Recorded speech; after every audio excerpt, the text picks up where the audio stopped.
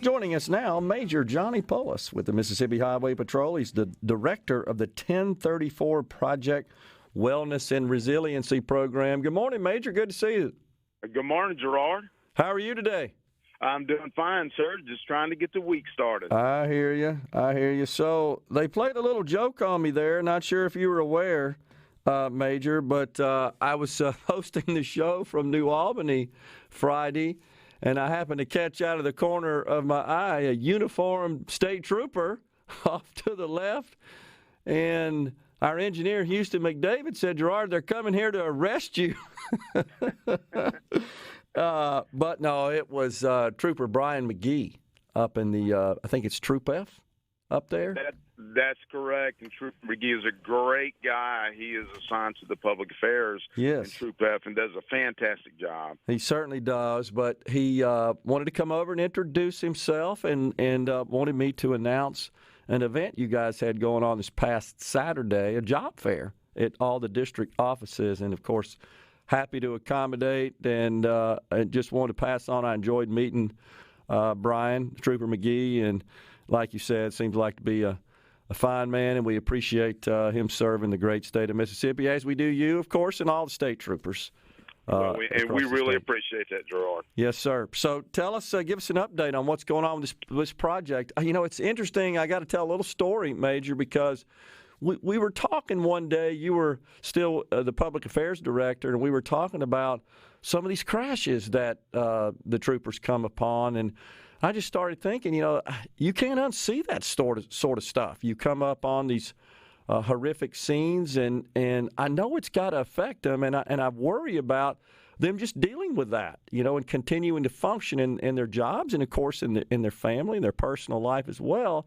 And you told me offline about this project that you had been asked to head up. Give us an update. Is that the way you remember it, Major? Absolutely. You know, and I'm a firm believer in fate with being given this opportunity by Commissioner Tindall and Colonel Randy Ginn to bring this project forward, and we are seeing success.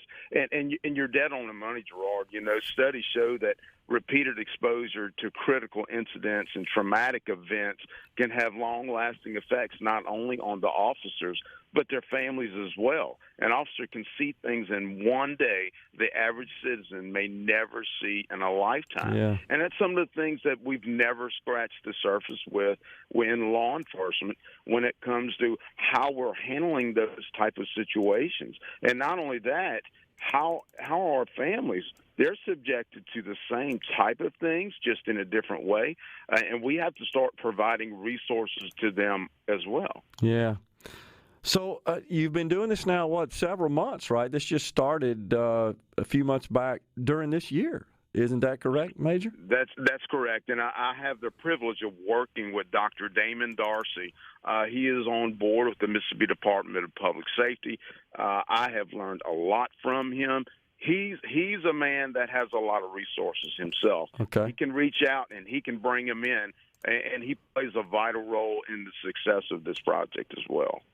So how has it been going with you being at the helm, as you mentioned, the colonel asking you to serve in this role? How's that been going? It's a bit of a change from your prior responsibilities, but I think you're a perfect fit for it. I said that when you told me about it. How's that been going?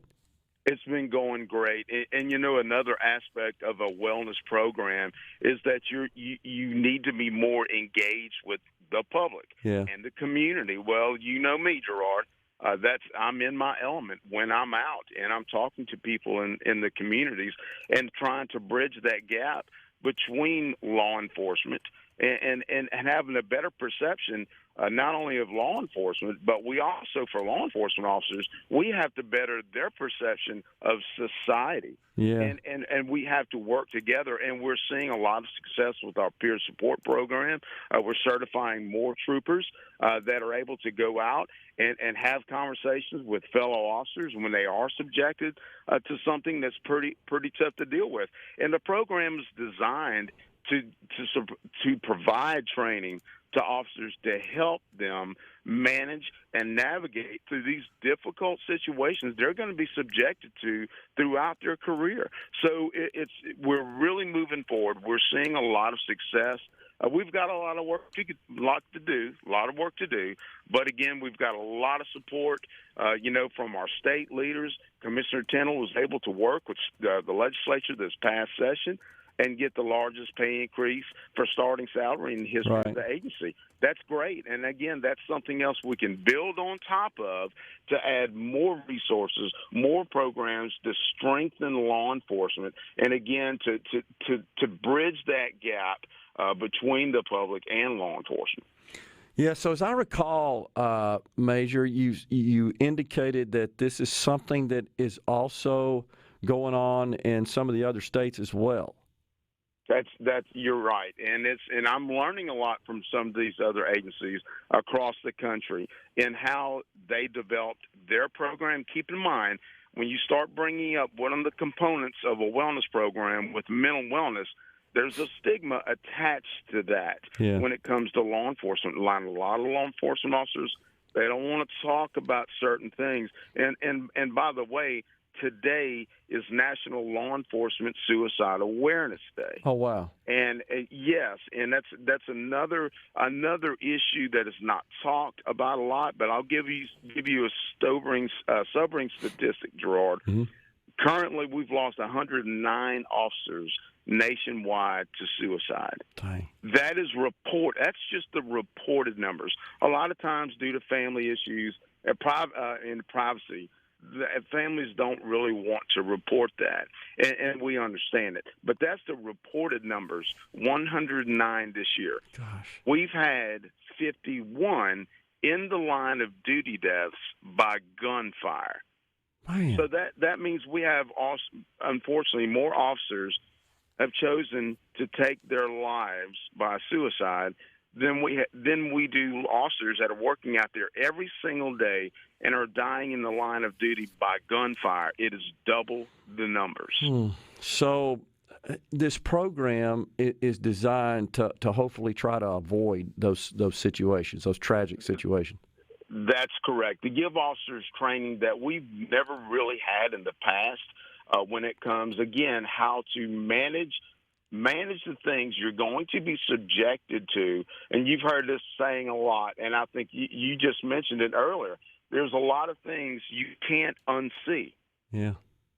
But we have to have training and learn how to manage those things. Law enforcement cannot be a sprint. It just can't when you're looking at a race.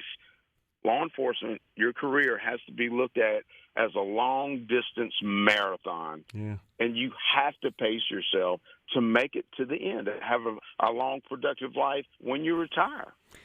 I think as average citizens, Major, we are accustomed to seeing law enforcement officers with just this very stoical, unemotional, uninvolved sort of personality and attitude, because that's basically what they get paid to do, is just be totally neutral and just enforce the law and do their job.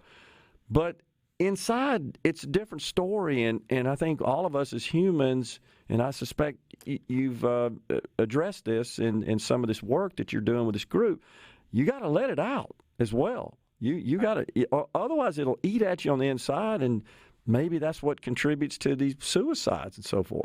Absolutely. Our uniform is like armor for us. The only problem is we don't know when to take the armor off. Yeah. And you cannot function like that 24 hours a day. We have to get to a point to where we live productive, happy lives outside of the uniform. We need to learn how to be more the word normal outside of the uniform when it comes to just being a normal citizen in society. Sure. That's absolutely right. And so I feel like that's probably part of the exercises and part of this training that, it's okay.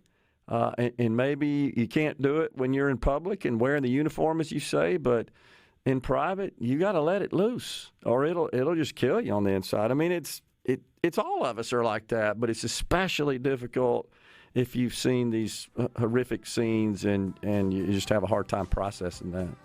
Absolutely. Major, we appreciate you coming on as usual, and always good to talk to you, sir. And please express our gratitude to the men and women who keep us safe on the highways of Mississippi, the state troopers, the Mississippi Highway Patrol. Thank you, sir.